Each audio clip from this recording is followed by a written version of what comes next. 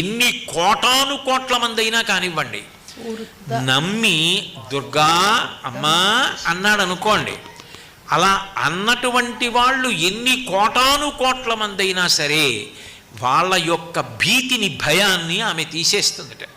దుర్గే స్మృతౌ హరసి భీతి మశేష జంతో స్వస్థై స్మృత మతిమతీవ శుభాం దదాసి. ఆయనకేం కష్టం లేదు, ఆయన సుఖంగా ఉన్నాడు, హాయిగా ఉన్నాడు. ఆయన అమ్మని తలుచుకోకుండా ఉండడు.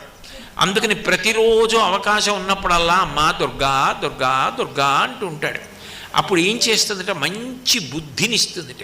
ఆయన కీర్తివంతుడు కావడానికి ఆయన యందు అట్లా ఆలోచన దొంతరులుగా ఎన్నో మంచి శుభ సంకల్పములు చేయించి వాటిని కార్యములుగా మార్చగలిగిన దక్షతనిచ్చి ఇన్ని చేసిన వాడన్న కీర్తిని కట్టబెట్టి యశస్విని అవుతుందిట. అమ్మవారి